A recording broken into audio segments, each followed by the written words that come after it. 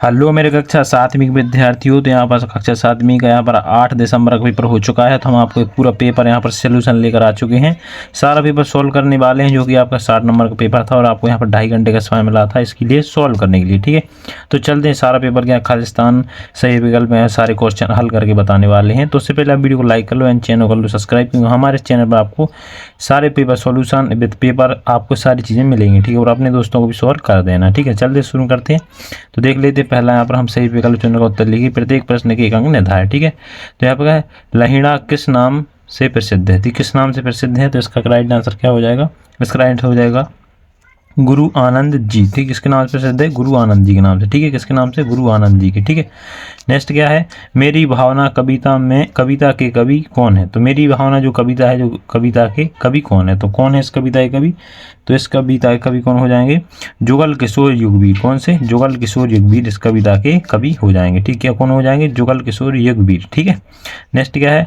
मृत्यु के बाद गंगा में अपनी अस्थियां का विसर्जन करने के पीछे नेहरू जी की गंगा के व्यक्ति क्या प्रीति मानती थी? तो क्या थी उनकी? तो इसका राइट आंसर क्या हो जाएगा अपना? इसका राइट आंसर क्या होगा? उनकी प्रति गंगा के प्रति उन्हें क्या था? लगाव था। इसके कारण वह अपनी जो अस्थियां गंगा वह मतलब कि वो करवाना चाहते थे। ठीक है, विसर्जन करवाना चाहते थे। ठीक है, नेक्स्ट क्या है? जवाहरलाल नेहरू द्वारा लिखी पुस्तक इनमें से कौन सी है? उनकी जवाहरलाल द्वारा लिखी गई कौन सी पुस्तक है? तो कौन सी है?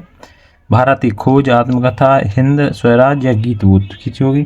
भारत की खोज, जो कि जवाहरलाल नेहरू द्वारा लिखी गई एक पुस्तक है। ठीक है, नेक्स्ट क्या है? मेघ का पर्यायवाची शब्द क्या है? तो मेघ का पर्यायवाची शब्द क्या हो जाएगा? मेघ का पर्यायवाची शब्द हो जाएगा यहाँ पर बादल। कौन सा हो जाएगा? बादल। ठीक, कौन सा हो जाएगा?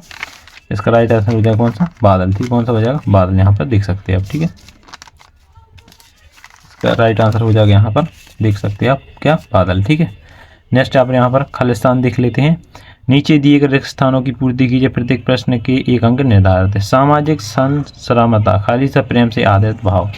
तो हमें सभी के प्रति एक कैसी भाव रखना चाहिए? एक समानता का भाव। कैसा भाव रखना चाहिए? एक समानता। किसका? एक समानता का। ठीक है, एक समानता। ठीक है, एक समानता का भाव रखना चाहिए। ठीक है, नेक्स्ट क्या है? खालिस्तान भाव जगत में मेरा सब जीवों के से जो नृत्य रहे। क्या रहे? सभी जीवों से एक मैत्री भाव बना रहा है। क्या बना रहा है? मैत्री भाव बना रहा है। ठीक है, क्या बना रहा है? मैत्री भाव बना रहे। ठीक है, नेक्स्ट क्या है? मैहर में खालिस्तान का मंदिर। तो मैहर में किसका मंदिर है? आपको पता है कौन सी देवी जी का मंदिर है? तो इसका राइट आंसर होगा शारदा माता की। तो उनका माँ शारदा, माँ शारदा का मंदिर है। कहाँ?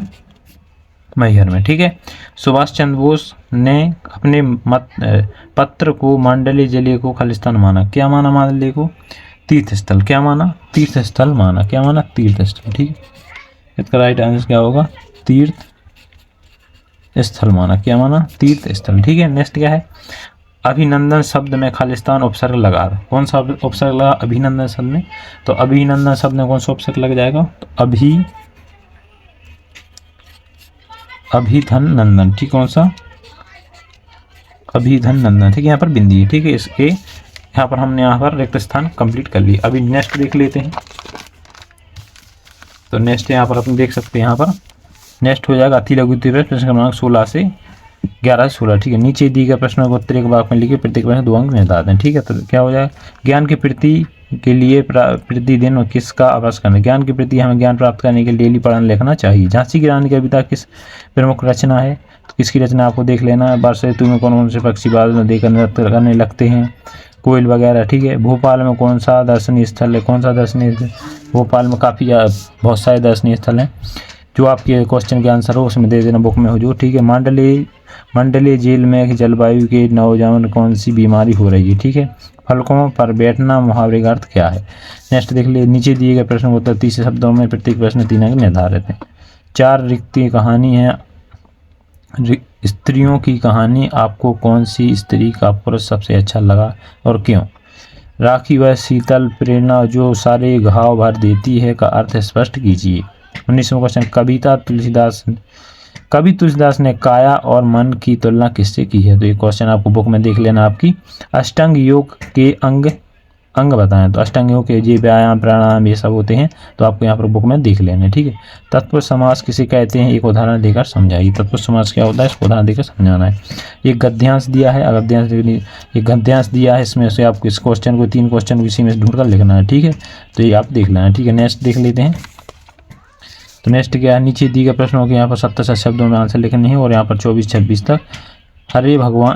हरे भगवान मेरा सलाह सत्य व्यवहार करूंगा, अस्पष्टि का भाव अपने शब्दों में लिखिए, ठीक है। डॉक्टर अब्दुल कलाम को मिलियन मैन में प्रेरित कहाँ से मिली, ठीक है। आप भी इन्हें प्रभावित और अपने विचार लिखिए, ठीक है।